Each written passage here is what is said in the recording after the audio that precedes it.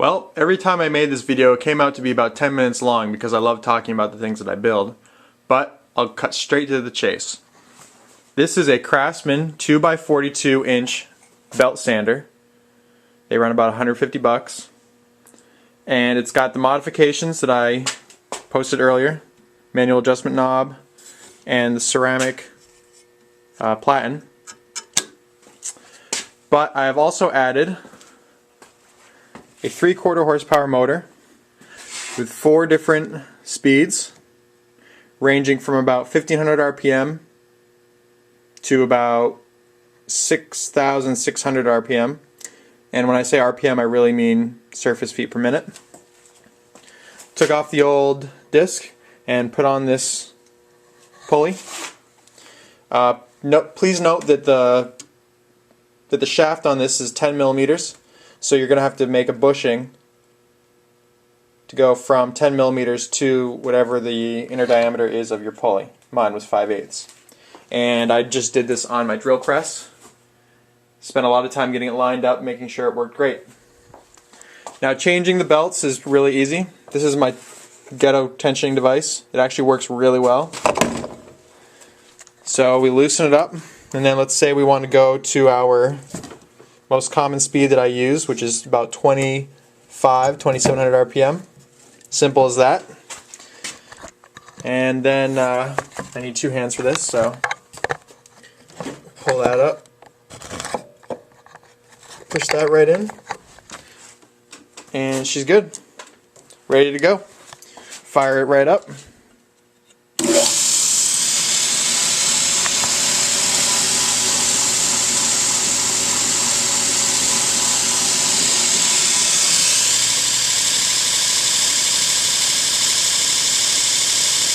As you can see, the tracking is spot on. I'm adjusting it right now.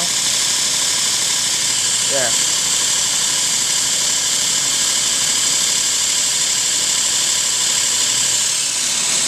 Dead even. Good stuff. It'll go a lot faster and it'll go a lot slower too, which is awesome. This is pretty much a must-do mod. It personally cost me about $10 because I already had the motor and these pulleys. This pulley and these pulleys and this belt I already had laying around, and the wiring as well. So I just had to weld up this, which is just 1/4 inch thick plate. Now I'm getting too verbose, but the point is that this really makes this grinder a whole lot better. The difference is night and day, and if you have the time to scrounge around for some parts to do this modification, definitely do it.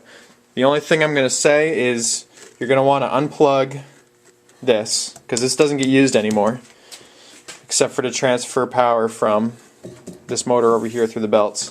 It just uses the shaft. The motor itself is not in use, and you're going to want to coil up your plug, and you're also going to want to put some electrical tape on the end, because I'm not positive about this, but I'm pretty sure I'm going to have to put a multimeter on it. I'm pretty sure there's AC current coming out of there. Well, not current, but there's AC voltage there. So that is the setup. Definitely worth doing.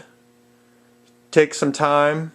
The cool thing about this little grinder build is you can be building it without really taking down your grinder, because all I have to do to bring this thing back to stock is take this belt off and plug it in, and it will work just like normal.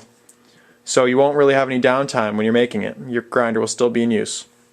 4 minutes long. Thanks a lot, guys, and check out our site, $500 Knife Shop on YouTube. Thanks.